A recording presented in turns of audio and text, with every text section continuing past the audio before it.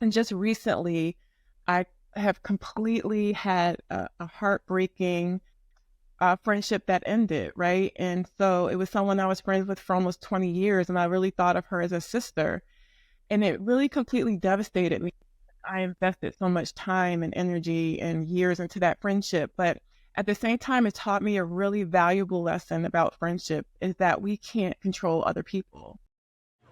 Welcome to the Five Flavors of Happiness, hosted by Susan Piper. Hey everyone, welcome. Thank you for tuning into the Five Flavors, a podcast where we talk all about happiness. How you got it, how you keep it, and how it's changed.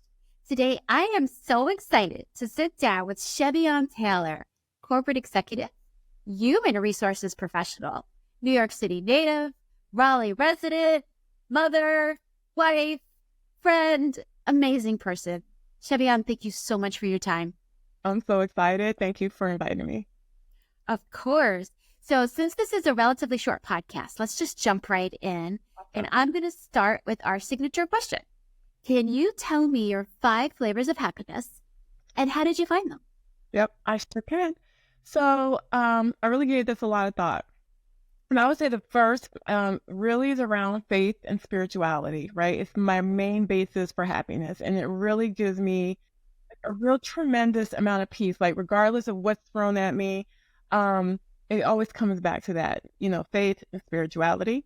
The second thing I would say is my family, especially my son and my husband. They are my solid foundation and they're my why, right? So if you ask me why I do pretty much anything, it's really, really centered around them. And I would say the third thing is wisdom. I have lived quite a few years and I have learned and been on this journey to love who I am and the lessons I've learned at this point in life. And so I could tell you all about it, all the trials and things, but it would be a much longer podcast and conversation. So I'll just leave it there. But really just the wisdom I've gained through life is another happiness for me. This is probably different, but the fall, the autumn, after summer is the happiest time of year for me. I love the autumn. I'm from upstate New York, and it's just a beautiful, amazing time of year, and the trees and the weather is just perfect. And I really feel happiest after we've come through summer and gone through into the fall. And then finally, my fifth happiness is creativity. So I'm not talented. So I don't sing, I don't dance, I'm not a good artist, but I have a really, really creative mind. And so my happy space is when I'm able to be in a room where creativity is happening, or I'm able to be really creative. That's awesome. I totally get that. Sometimes the creative energy, it's infectious. Yes. And I also love fall. I don't know whether it's the flavors or just the feeling. The leaf, apple picking. Yes. Everything that goes along with that. Yeah. 100%. But I want to talk to you about friendship. Yeah. About the friendships that we have throughout our lives, the adult friendships, sometimes the childhood friendships, and even the ones that sometimes don't really end well. Yeah. But just how they have shaped you into the person that you are today. Yeah. So it's a good question.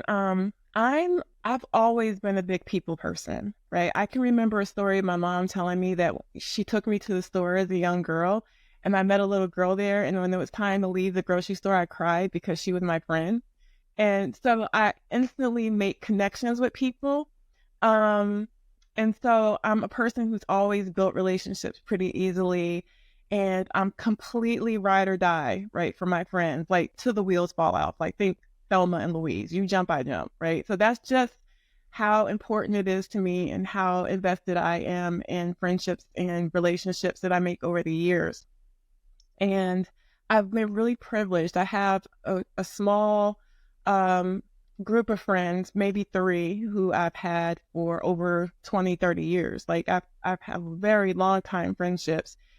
And I think for many women, especially, having your tribe that are authentic in those deep connections is really critical. It's a double-edged sword though, because people at the end of the day are going to people, right? They're human and they're going to do what they do. And just recently, I have completely had a heartbreaking friendship that ended, right? And so it was someone I was friends with for almost 20 years, and I really thought of her as a sister.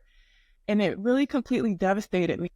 I invested so much time and energy and years into that friendship. But at the same time, it taught me a really valuable lesson about friendship is that we can't control other people, right? We can't predict what they're going to do. They do things for their own reasons. And it taught me the lesson that we um, can't be too dependent on our friends or any relationships, whether it's a friend or a spouse or a family member, that people are going to be human and going to hurt us. And so just making sure that we're cognizant of that as we are enjoying those relationships that, you know, you can't control them. And so it is kind of a double-edged sword sometimes, right? Because you can end up being hurt in the process. But, I really use it as a lesson. Well, that's really great advice. So Yeah. just out of curiosity, I think as we get older and we're not in high school, we're not in college anymore, and we're out in the working world, sometimes it's harder for women to forge those friendships and to make Yeah. those connections and to get your tribe. And then I totally get how important it is to have people that you can be absolutely your authentic self with, because then you're not alone. Yeah. And sometimes we can feel alone.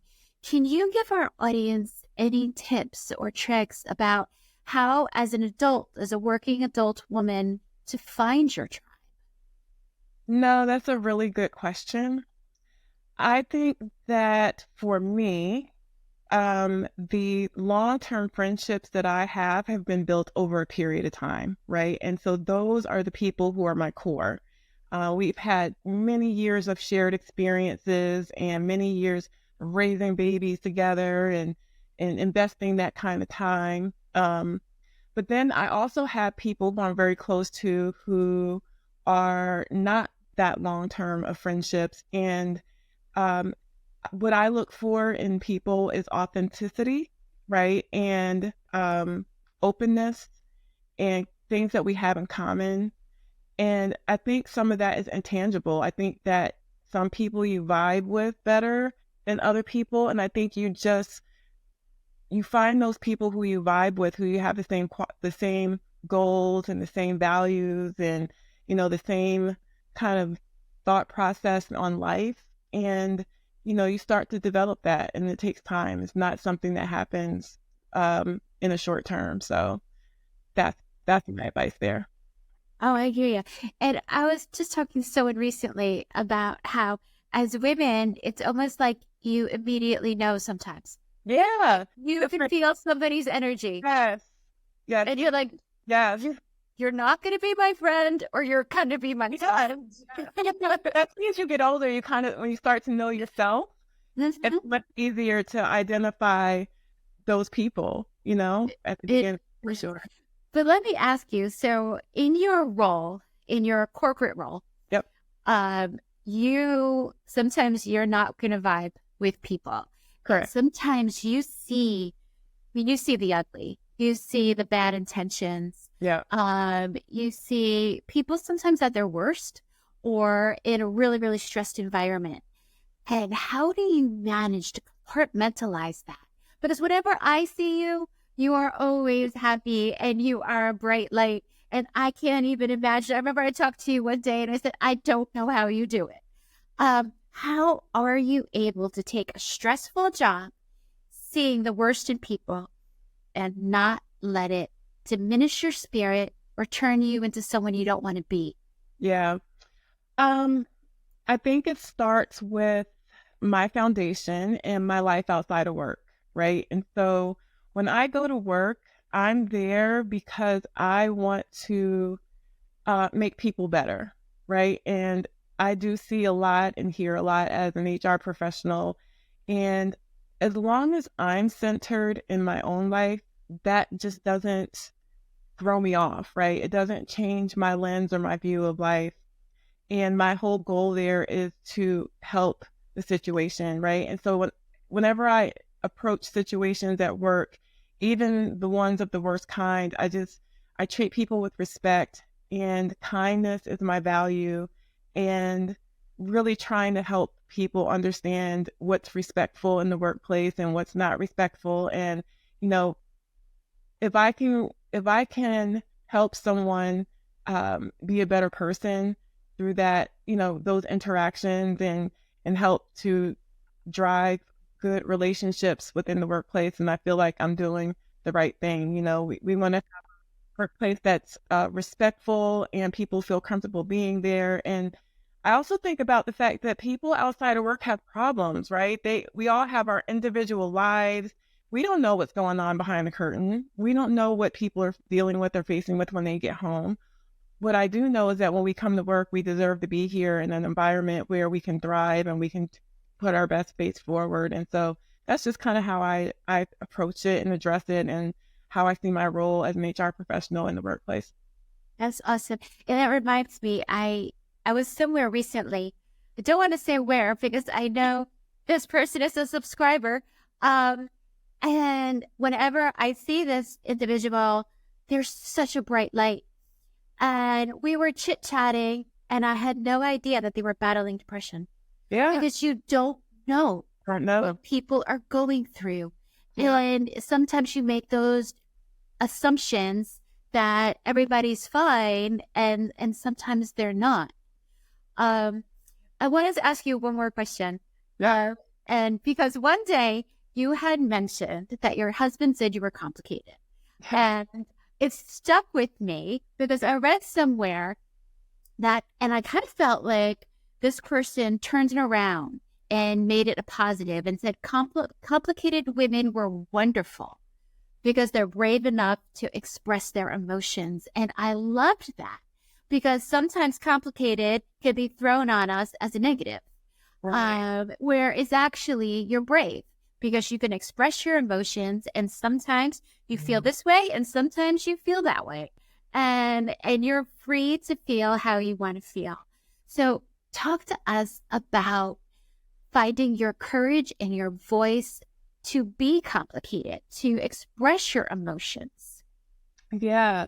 So I was having a conversation with my sister the other day, and she said to me, Chev, you are just unapologetically you. Right. And I thought about that, and I was like, you know what? You're right. Like, I just am who I am. And my husband, in addition to calling me complicated, he always says, Chevion, you're a verb. You're not even, you're very just Chevion, like you're flashing lights. And, I've always had the unique ability just to be myself, even when I wish I could have turned it down sometimes. I literally just can't turn it down. But now as I get older, I've grown to love that about myself. And that other people sometimes see it in me too. Like, I have people come up to me and say, oh, that's just you. That's just Chevion. And so I actually love that because now everyone knows. It just reaffirms the fact that people know who I am, and I'm very authentic in that, and that I have my special quirks. And that's a whole laundry list of things that we don't have time to talk about today as well. But I'm also very open and transparent. I have my insecurities. I have my strengths. I wear them on my sleeve. I have my emotions. One of my things that I'm working on from a development perspective is a poker face, right? So that if I'm on the call and I'm frustrated or aggravated, that is not as apparent to the person on the other side of the call. So that's one of the things that I work on. And yes, I am complicated, but I also own it. So I love that. And I try so hard to have a poker face too, and I just don't. You know exactly how I feel at all times. I try. I try to turn it down. I can't. I just have to. It's just what it is. And it's unapologetic. I'm sorry if anybody who I offend, who I'm too loud or too this, that. That's just me. I just love that your name is a verb. I feel like you're Cher or Madonna. You're like, I'm Chevion. I'm shutting up. But I want to talk a little bit more about being a professional and professional failures. I mean, we all have them, right? And especially when we try really hard and it doesn't go to plan. or your boss might say, oh no, we're going to pivot and go in another direction. And you have to put a smile on your face and say, okay, how do you navigate that and still stay Chevion? How do you do it? Yeah, that's a good question. I think that trying just not to take life too seriously. And I think I've learned that in the latter part of my career is that things are going to happen that are out of your control and things are not going to always go your way. And I recently had a situation earlier this year where I messed up a date for an event that we were supposed to have for our team meeting. And I was so disappointed in myself. I actually left we were having an HR conference. I left the conference and cried because I had given the wrong date for an activity that we were supposed to do, right? And I took that so personally um, and couldn't get over it for a really long time. But then after thinking about it, I was like, okay, Chef, you're human. You're managing these different things and you made a mistake. And I think that's part of the journey of becoming a woman and an adult is that you learn mistakes happen and go ahead and give yourself that moment to be upset or give yourself that moment to be embarrassed or disappointed, but then you have to move past it, right? And so, yeah, take the moment, be disappointed, be upset, but don't stay there. I think is the biggest takeaway. I want to ask you one question that I didn't put on the list. Is that okay? Yeah, of course. Okay. I want to ask you about when you were talking, and I love the story when you said you were a little girl and you made a friend and you cried. And you're like, I can't leave my friend. What advice would you have now? Because you've had, a journey. And what advice would you have for that little girl to be the woman you are today? To maybe help along the way? Protect yourself is the biggest thing that I would say. I think it's great to love people and to build relationships, and it goes back to what I said earlier. But you have to. I'm the type of person. My energy from others. I'm like a extrovert extreme, and I've always gotten my energy from other people and being around groups of people. And later in my life, in the last few years, I've learned that I have to be my own friend and love myself first, right? And not focus so much on other people. And so taking the time to understand what makes me happy, um, coming to learn who I am as a person and valuing that and spending time just with myself has been really insightful for the last few years as I've grown in this journey of womanhood and learning to be who I am. That's awesome. And I feel, because I feel like I'm a little extroverted too. And I do get a lot of energy from people. And sometimes I need to decompress from it. Yeah. And sometimes I feel like certain people take my energy and then I'm left without any. And it's just really interesting. I was reading about energy vampires, they call them, when the people take your energy and you need that time to just decompress. Yeah. Okay. Do you have 2 seconds for our fast round? I do. Okay, this is the part of the podcast where I ask 5 questions and then you give one word or one thought answers. Okay. So I'm just going to spit them out. I am happiest when? I'm with my son and husband.